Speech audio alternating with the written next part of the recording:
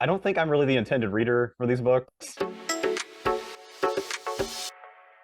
Let's do this thing. Hello, this is the Bookends. We do book reviews and we also have fun. We are reading Flock and Exodus, a duet basically by Kate Stewart. Originally a duet, and then like surprise, actually a trilogy. Flock starts out in current time, and she's talking about how she's going back to this town that she had this crazy love story at, but also brought her a lot of pain. And you don't really know who she's talking about or exactly any of the details. It's like a prologue. The story picks up in Flock like 6 years before that, and it talks about basically her story in this town. It's a small town in the mountains of North Carolina, and she has to go there during her gap year between college and high school to spend a year with her estranged father, who is like CEO of this mega manufacturing company, basically. The deal is she has to spend a year there working at one of his plants, and then she'll get her inheritance. She ends up meeting this interesting group of guys, and she doesn't quite understand what they're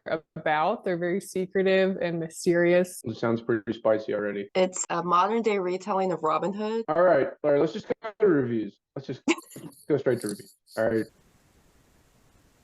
I reviewed them separately. So Flock, I gave 2.5 stars, which I felt bad, but there was a lot of shame. This whole thing was her exploring herself and her sexuality, but the whole time she was very like shameful about what she wanted, which I was like, okay, I don't read these kinds of books to be made feel bad about. And then the whole like Robin Hood part felt kind of preachy, but it didn't go into any details. Like I think I would have liked it more if they said how they helped out the community, but it was all very vague and secretive. I didn't know what was happening there. There was always a secret you didn't know. And I did know how Cecilia just felt like shitty about herself the whole time. It wasn't my favorite. But then Exodus, I actually thought was a lot better. I gave it 3.5 stars. Even though Tobias is definitely like a shitty person, I liked his character better, and I liked her relationship with him better because I thought she valued herself more. There was a little bit more growth. Yeah, I'm gonna give these books a 2 out of 5, both of them. I don't think I'm really the intended reader for these books. I don't want to just like give it a bad shake just because it's full of just like sex scenes that I'm just like not particularly interested in, but like structurally it was just like a very plodding pace. I just really wasn't feeling the romances. I like Dom. I think Dom is probably my favorite character. He keeps it from being like a 1. Way too introspective for my personal taste. I did appreciate that we just fully jumped the shark at the very end of the book with the final reveal of the machinations of their plans. All right, Christine, what do you think? Y'all, I'm gonna come in strong and say this was like a 5-star read for me. Okay.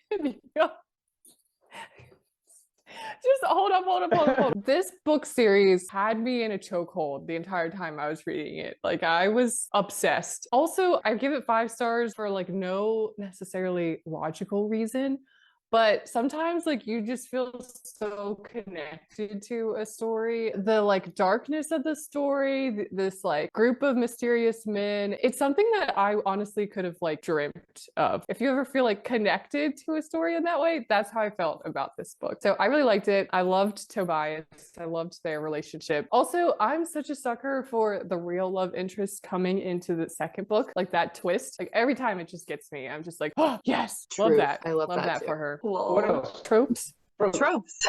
Trope Roundup. It's like a love triangle. Bad guy, asshole, love interest. Morally gray character. Morally gray. Yeah. Boss. Enemies to lovers. Rags to Lovers. riches. Age gap. I don't know if you call it a reverse harem or if it's just a throuple. I guess Robin Hood trope. Happily ever after, which is kind of crazy, but Anarchist trope, Illuminati tropes. very conspiracy theory. Shirtless Red Riding Hood trope. Found family. Family. It's all about family. Maybe like a little bit mafia-esque. It's not technically mafia, but it's a bit mobster-like. Okay. Daddy issues. Protective alpha hole kind of. Alpha hole? You usually use that for like werewolf books, but What does that mean? it's like you're an asshole because you're the alpha. It's a trope. Small town trope. Grumpy sunshine. Hiding from your former lover and spilling wine and causing a commotion trope. Oh yeah, the Lizzie McGuire. There was a freckle. She did have freckles. Yeah. Freckle trope. I thought the smut was really well written. Okay, all The right. spice level was obviously like a 5 out of 5. Wow. Okay. It's like Enough. next.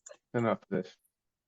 Yeah, if you love hearing about books like this and books not like this, like, follow, subscribe. Listen to us, don't listen to us. I mean, we have all the opinions, so you're bound to agree with someone. That's right. Yeah, we got the 2-star, we've got the 5-star. We We got the two. didn't even read the book, but Didn't even read the book. Like, Bye. Bye.